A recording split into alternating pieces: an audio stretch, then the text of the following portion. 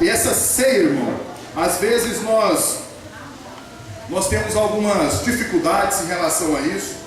A gente vê a ceia e normalmente as igrejas fazem uma vez por mês, tem outras que fazem 2 vezes, outras fazem todos os domingos, quando reúnem, né? Algumas se sentem assim na obrigação de fazer todas as reuniões. Amém. Nós fazemos isso, é uma forma assim de voltar a nossa mente para aquilo que de fato é o propósito da ceia.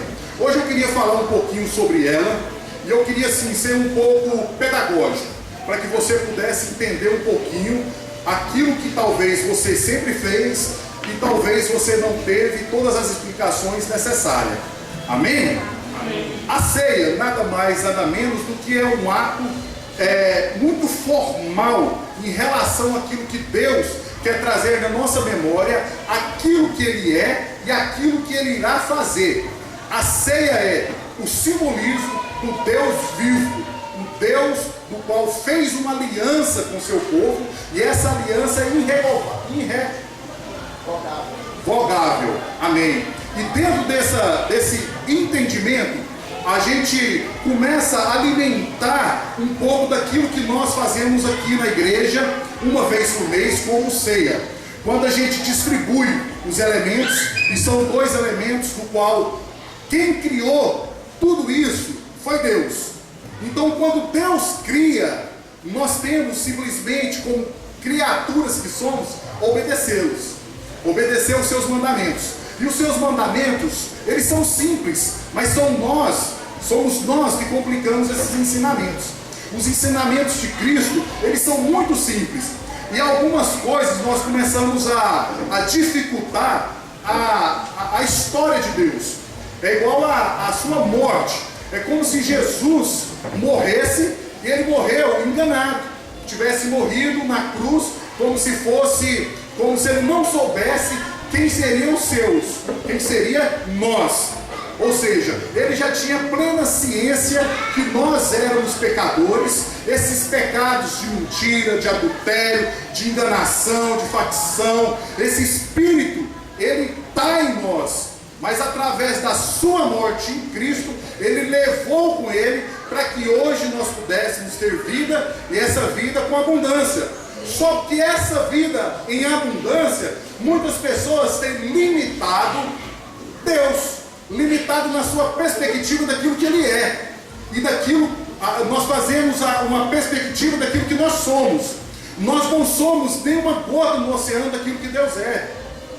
Mas de acordo com as perspectivas da nossa mente limitada, nós formulamos Deus e fazemos o tamanho do Deus que a gente quer, como se Deus fosse de fato aquilo que você imagina que Ele é. E Ele não é simplesmente aquilo que você imagina, de acordo com as perspectivas que você vive. Porque Deus, Ele é muito maior, e esse maior dele, Ele simboliza, Ele teve que se fazer visto através de algumas simbologias. E essas simbologias, desde quando Deus colocou nós aqui no Jardim do Éden e foi fazendo toda a história, a gente foi vendo vários simbolismos que Deus usava para que o homem pudesse ver o Deus vivo através dos nossos olhos, que nós somos pecadores. Você pode ver quando Cristo ressurreto, quando Cristo ressuscitou, Ele veio visitar os seus discípulos. E os discípulos, por ter vivido com Ele, não poderiam ter assustado como assustou. Viu Ele como um fantasma, como algo assim sobrenatural, e que de fato era sobrenatural, mas algo assustador no sentido de que quando Ele veio, Ele não precisou mais abrir a porta, porque Ele já tinha livre acesso. Então as paredes já não tinham mais limitação para a visitação do Jesus já recarnado e vivido aquele propósito qual Ele fez, que foi viver sem pecado, morrido na cruz, e veio visitar os seus discípulos. E nessa visitação Ele teve acesso aos seus discípulos, onde com a sua audácia, pediu para que Ele provasse que era Ele mesmo. Quem foi esse homem? Tomé falou: será que é mesmo? Será que é mesmo? Jesus falou assim: olha aqui, essa marca. daqueles pregos que vocês me cravaram. Vem aqui, toque e veja que eu sou Jesus que convivia com vocês, que morreu na cruz, mas eu ressuscitei. Esse é o seu Deus. E eu estou indo para a glória, e eu estou indo e vou deixar com você algo que é muito maior, que chama Espírito Santo de Deus, onde você vai ter um livre acesso, porque o véu que separava, as paredes que separavam, as muralhas que separava, já não separa mais. E esse livre acesso é que eu e você tem perante o Deus do qual nós servimos. Nós não temos intermediadores a não ser Jesus. Jesus, ele é aquele que nos dá o acesso, livre acesso ao seu trono, ao trono de Deus. Dentro de tudo isso, dessas simbologias e tudo mais, ele deixou no dia da sua morte, ou melhor, no dia que ele foi traído, ele sentou com seus discípulos e começou a trocar uma ideia. E nessa troca de ideia, ele ali pediu para que colocasse na sua mesa, representando ali o seu sangue, o vinho. E pediu para que colocasse também ali um pão, que simbolizava a sua morte, o seu corpo. E ali, quando ele fez esse ato, o interessante é que ele pegou o pão, e no que ele pegou o pão, ele levantou o pão. E dando graça, ele pôde ceiar e repartir com os seus. Essa graça que ele dá, esse sinal que ele faz, é porque antes de dar graça, aquele pão tinha um dono. E quando ele deu graça, já não mais pertencia ao dono. Ele entregou ao que de fato era o dono de tudo, tanto do pão quanto o dono do pão. Amém? Amém. E dentro disso, ele pôde agora, na perspectiva de que aquele pão já não pertencia mais a ele, mas sim a nós, a partir do momento que deu graça. E esse pão que já não era mais dele, e sim era nosso, foi repartido. E o interessante de tudo isso, que diz a palavra, que esse pão, ele não foi cortado, ele foi o quê? Rasgado. Porque a partir do momento, quem pode pegar um pãozinho desse para nós? Porque a partir do momento que esse pão veio na mão de Jesus, quando veio na mão de Jesus, ele teve um ato assim, tão abençoador, tão simbólico nas nossas vidas, fica aqui, Cícero, que quando ele pegou esse pão, ele começou a repartir e entregou. Nesse ato, ele não tinha como discernir quem ia ficar com o maior pedaço. Na repartição, ele poderia ficar tanto com mais, e eu com menos, e ele com menos, eu com mais, porque nós agora não somos mais dois, somos o quê? Um, nesse ato simbólico. Amém, obrigado. E dentro dessa perspectiva, irmãos, nós começamos a aprender algumas coisas em relação ao pão. O pão, para ser gerado, para existir o pão, existem algumas coisas, alguns elementos que compõem para fazer a massa. E essa massa, ela tem que ser o quê? Batida. Ela tem que sofrer o quê? A pancada. Ela tem que apanhar. E apanhar muito. E quanto mais mexida, e quanto mais batida, quanto mais apanha, melhor fica o quê? O pão. Mas o interessante é que depois dessa sova, depois dessa batida, depois desse ato consumado, para o pão ficar melhor, o que ele precisa? Descansar. E depois só que ele vai poder ser assado. Para depois então ser consumido. Então existe toda uma preparação do qual o pão, para ficar pão, ele tem que receber uma sova. Por isso que ele pegou o elemento mais fantástico. Porque naquele momento, ainda ele não tinha ido para a cruz. Mas ele já sabia as dores que ele ia sofrer. Que ele ia ser apanhado, chicoteado.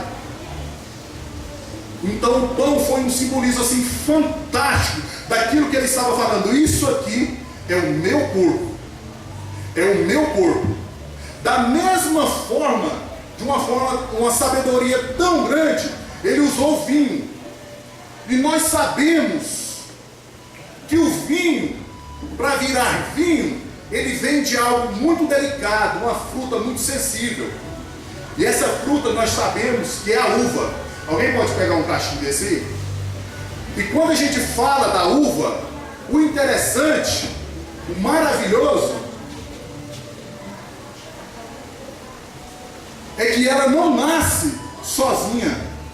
Tem algo que une essas frutas. E quanto mais unida e quanto maior, melhor é o fruto, mais bonito, mais saboroso e mais tudo. Ela não nasce só porque a partir do momento que aqui a gente pode contar uva por uva, o que ele fez? Ele colocou tudo junto e começou a esmagar, uma por uma, esmagando, chicoteando, para que no momento do qual ele enxergasse ali, já não teria mais condição de separar a uva. Ali se tornou uma coisa só. E depois de todo esse massacre da uva, para ela se tornar o vinho, tem que fazer o quê? Descansar. E esse descanso faz com que o vinho seja apurado com a melhor qualidade, no lugar certo, no ambiente certo, e tudo da forma favorável para se tornar um bom vinho. E a junção desses dois elementos se casaram como uma luva do pão e do vinho, para que hoje nós pudéssemos, como um simbolismo, fazer com que esse simbolismo fosse o que? Vivido na igreja atual. Quando nós falamos de ceia, a ceia é algo que talvez você nunca pensou nessa perspectiva. Vamos ler a palavra, vamos lá. Vamos abrir primeiro livro de Coríntios.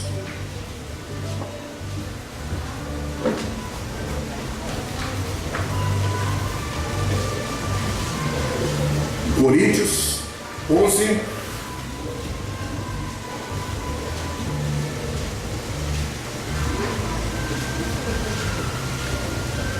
Capítulo 11.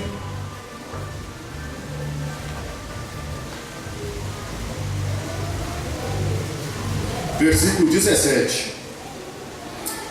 Então, 1 Coríntios 11, 17 diz o seguinte. Aqui é Paulo falando. E falando para quem? Sempre eu gosto de dizer isso para a gente despertar a nossa memória. Aqui Paulo estava falando para crente, estava falando na igreja, estava falando para o povo daquele que já tinha aceitado Jesus. Então presta atenção no que ele estava falando. Entretanto, nisto que lhe vou dizer, não o elogio, pois as reuniões que vocês, olha só, as reuniões de vocês mais fazem mal do que bem. Sabe que Paulo estava grilado nessa hora? Ele falou assim, ó, o culto que vocês têm oferecido a Deus está fazendo mais mal do que bem. Porque o povo não estava entendendo o negócio, que às vezes nós mesmos também não estamos entendendo nos dias de hoje. Que a ceia é algo que está ali presente para materializar no mundo espiritual aquilo que Deus disse que iria fazer e de fato fez, e de fato ainda fará, que é a sua vinda. Então tem um percurso de uma história fantástica. Se nós entendêssemos isso bem, nós não estaríamos fazendo isso mal. Porque quando nós falamos que hoje é dia de ceia, você tinha que parar tudo. A ponto assim, se você tiver de atestado médico, você vir no culto. Porque isso a coisa é séria. A coisa é fantástica. É algo sobrenatural. É algo que Deus simplesmente pediu para que eu lembrasse, todas as vezes que eu exercesse esse ato, eu lembrasse da sua história, desde lá do Éden, até a sua morte de cruz, até a sua ressurreição e até a sua vinda. A sua história toda está resumida nesse ato que nós fazemos como igreja, uma vez por mês, repartindo o pão e o vinho, representado como o suco de uva. Dentro de toda essa pedagogia, nós começamos a perceber, irmãos, que às vezes nós fazemos algo que é o mais pecador de tudo: a exclusão daquilo que tinha que ser para ser inclusivo. Ou qual que é a palavra melhor? Inclusão, amém. Que tinha que incluir todos. Quando Jesus foi ceiar, quando foi fazer esse ato, no dia da sua morte, presta atenção, irmãos, quando ele foi fazer isso, ele estava com seus discípulos, e antes dele fazer isso, ele deixou uma palavra assim fantástica. Ele falou assim: no meio de vocês tem um camarada aqui que não vale nada, tem um camarada aqui que diz que me ama, que gosta de mim, que é todo bacaninha, mas nos olhos humanos, mas eu que vejo o coração, esse cidadão saindo daqui vai me trair. Nós estamos falando de Judas. Judas foi um cara tão mau caráter que até os dias de hoje, eu já até perguntei isso para a Negona, se ela tem, como professora, já tem aluno chamado Judas. Passa tanto menino, né? Não apareceu até hoje. Você já viu até algum coleguinha seu chamado Judas? Que trem excomungado, né? Ah, vou pôr o meu nome. De quê? De Judas. Nossa, que lindo. Tem isso? Não tem, né? O trem você vê, tanto que é ruim. Dentro de tudo isso, irmão, lá naquela mesa, Jesus estava falando o seguinte: esse negócio aqui, irmão, é para todos. Para todos. E aqueles que não entenderem o processo do pão, que é o meu corpo, e do vinho, que é o meu sangue, aqueles que não entenderem essa inclusão, simplesmente tomarão só vinho, não passaram de tomar vinho e comer pão seco. E além disso, vai sofrer as consequências. E essas consequências é com o Pai. Então estava deixando uma coisa muito clara e objetiva. Mas o que nós fazemos hoje? Nós fortalecemos o pecado e desvalorizamos a bênção. Quando a Bíblia ela nos ensina que a bênção é maior do que a maldição. Então, se há maldição, o que resta eu fazer? Abençoar. Então vamos resumir aqui para os dias de hoje, para a nossa realidade como igreja. Se eu estou em pecado, e hoje é dia de ceia, o que eu tenho que fazer?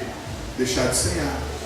É a maior mentira que o diabo pode colocar no seu coração. Aí sim que você tem que ceiar. Mas dentro da perspectiva do entendimento de que esse pecado que está em você, você não pode eliminar a cruz.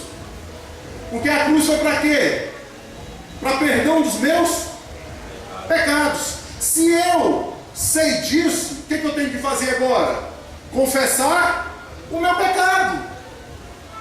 E uma vez confessado o meu pecado, Ele é fiel e justo para me perdoar. Mas por que eu não faço isso? Por que eu deixo de... Quantas e quantas vezes a gente vê irmãos que não participam da ceia, não é mesmo, irmão? Ele está com um letreiro na testa falando assim: eu pequei, tem um pecadinho aí, bem bacaninha, eu tenho gostado dele e vou viver com ele.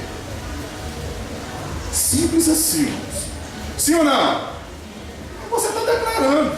Seria às vezes até mais interessante para você não ter uma cara de pau, de não aceitar aquilo que Deus fala e não vir para o culto, ou passar isso fechando. Não, eu não vou ceiar, não. Eu não vou ceiar porque eu tenho um mistério aí. Ou seja, eu sou pecador, não estou vivendo esse pecado, seja qual for, dentro da sua ótica, ele é muito grande, a ponto de você não poder pedir perdão para Deus. Aí você cancela tudo aquilo que Deus fez, porque você acredita que Ele não é capaz de perdoar seus pecados. E se você diz que vai pedir perdão, e você acredita no perdão de Deus, eu falo assim, eu não vou pedir perdão porque eu estou gostando desse pecado, e amanhã eu vou continuar. Aí eu vou estar lascado. E vai estar mesmo. Dentro de tudo isso, irmãos, da ceia, como ela é para incluir o que às vezes a gente vê algumas coisas também. Às vezes a motivação não é errada, mas o ato é errado. Presta atenção. Vai acontecer na ceia, a gente vê isso muito. A gente pega o elemento, o vinho, o pão, coloca dentro de um saquinho, manda uma vasilhinha, e vou levar lá para o meu vizinho, vou levar lá para o meu marido, vou levar lá para minha esposa, porque não veio para o culto hoje. Isso é ceia? Isso é pão, isso é vinho. Isso não é ceia. Saiu do negócio aqui, perdeu. Como se nós pegássemos aquele elemento e santificasse ele e fizesse dele algo que fosse sagrado, algo assim muito espiritual, aquele negócio ali. Aí eu estou materializando aquilo que não é para ser materializado, no sentido de que sair da comunhão.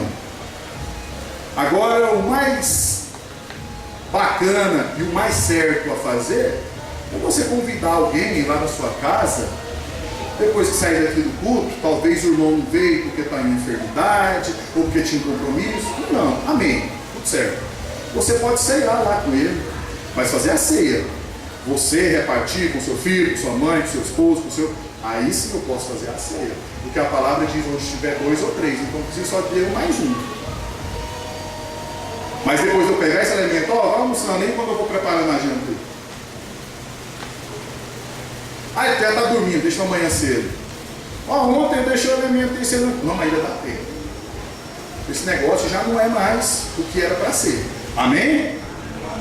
Às vezes a gente faz por falta de entendimento, por falta, às vezes até nós, pastores, explicar esses fatos mais detalhadamente. E igrejas, e nós estamos falando da nossa. Amém? Sal da terra, parque flamboyante. Nós não podemos generalizar e vai ter vários tipos, mas nós estamos debaixo de uma cobertura. Aleluia, glória a Deus. E é isso que nós acreditamos. Tanto é que nós acreditamos até mesmo que as crianças fazem parte desse negócio.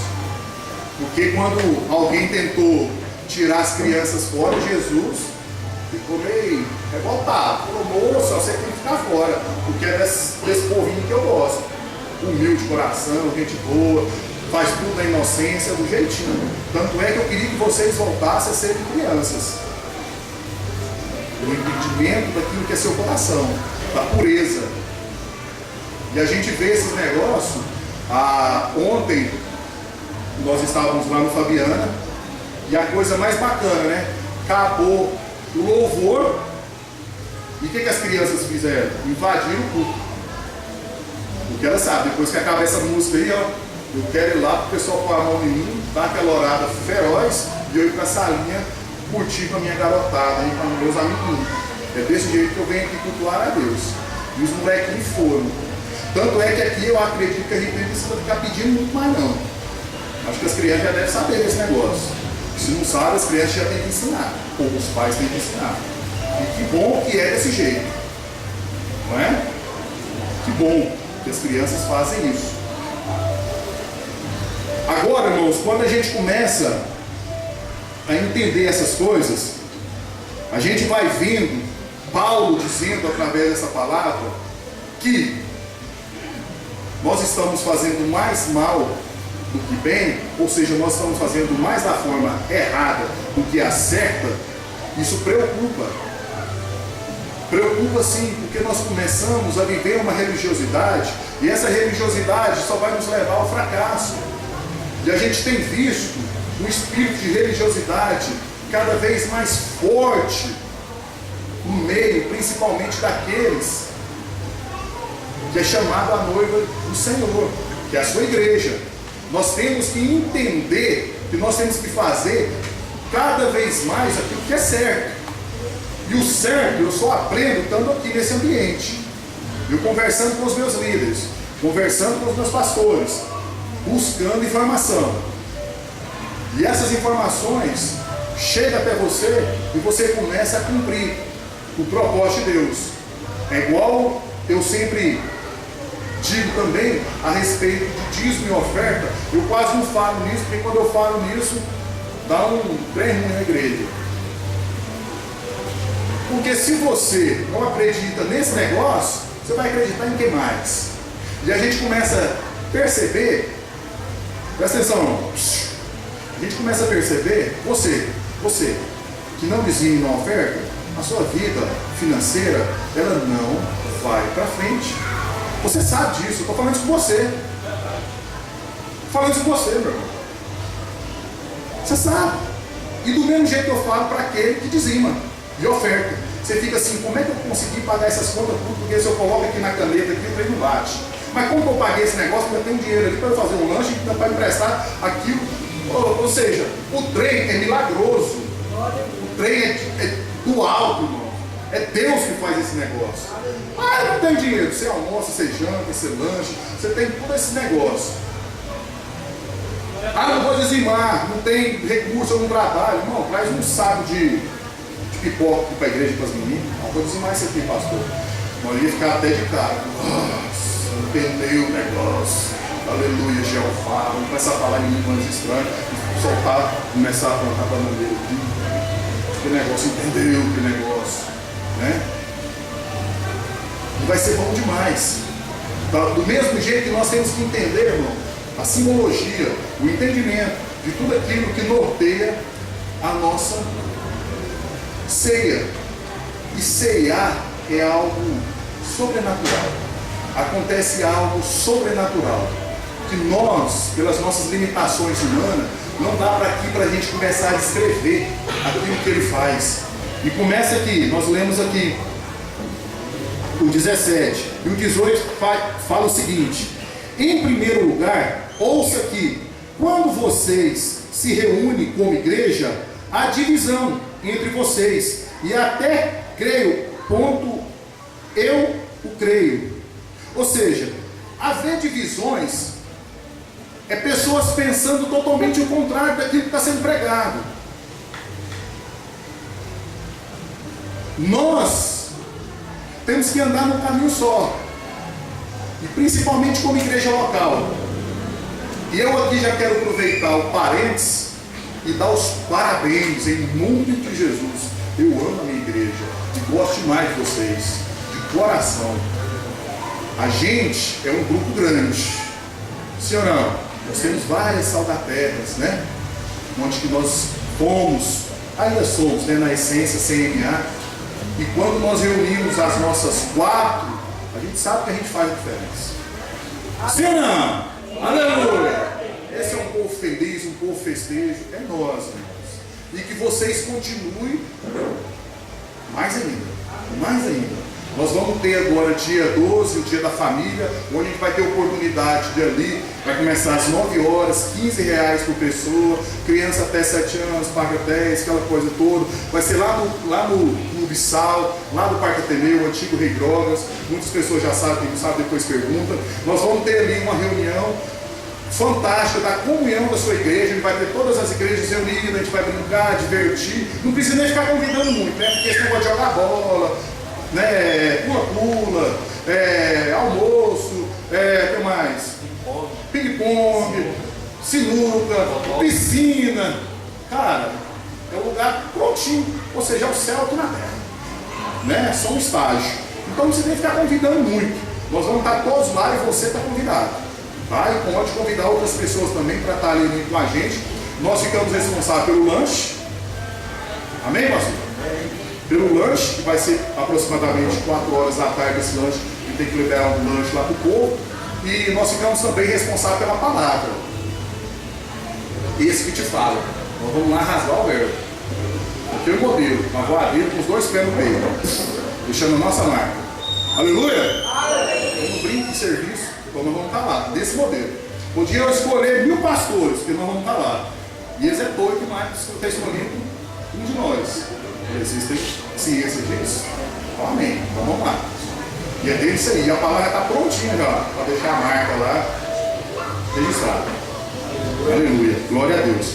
Irmãos, então só para que a gente possa assim, dar uma finalizada nesse negócio. Vamos abrir lá a Bíblia, o livro de Lucas. Lucas ele descreve assim, de uma forma fantástica esse negócio. Lucas capítulo 22.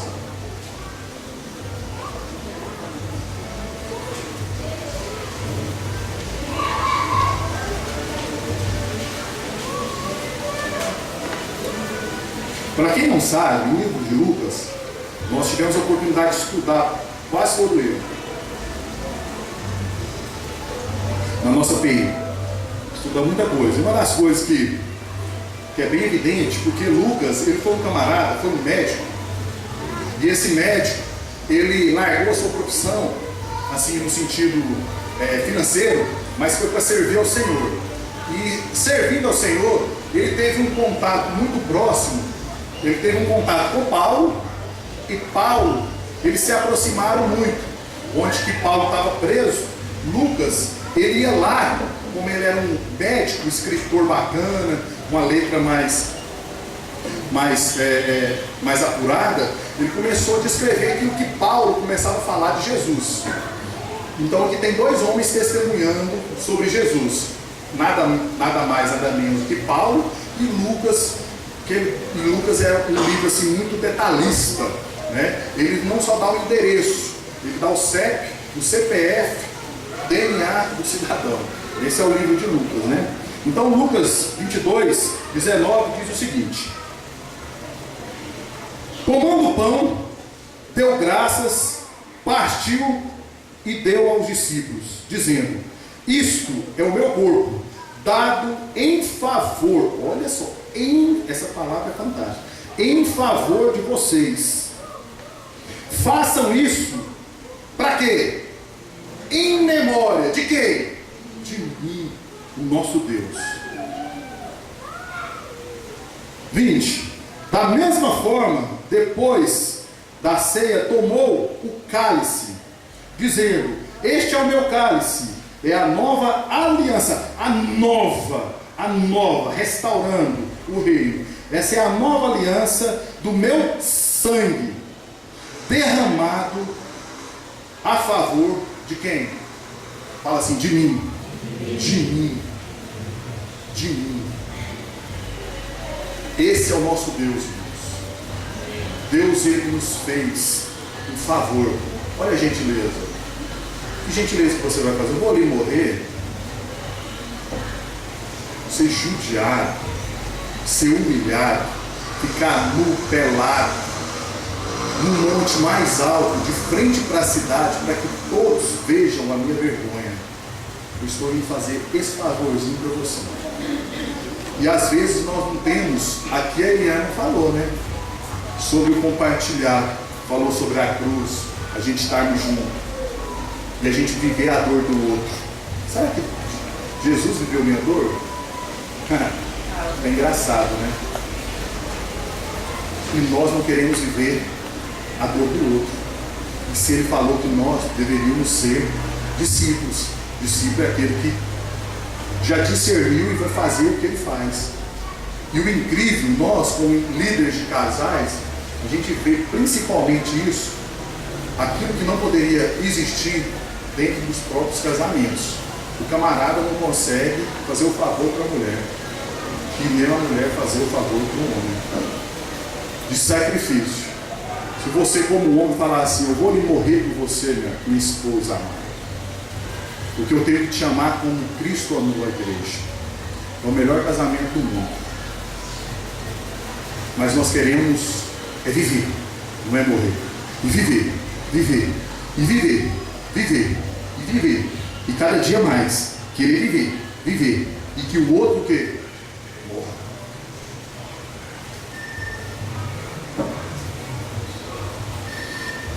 As coisas, irmão, para a gente finalizar,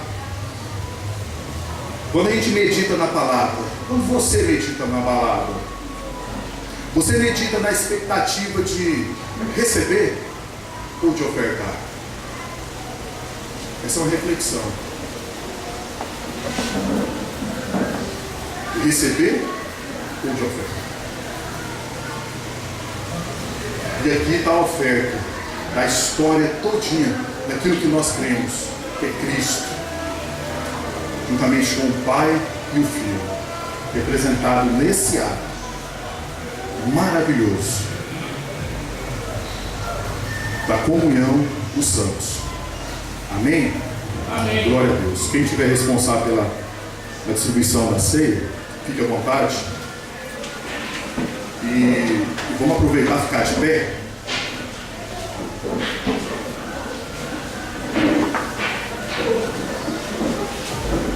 Se quiser jogar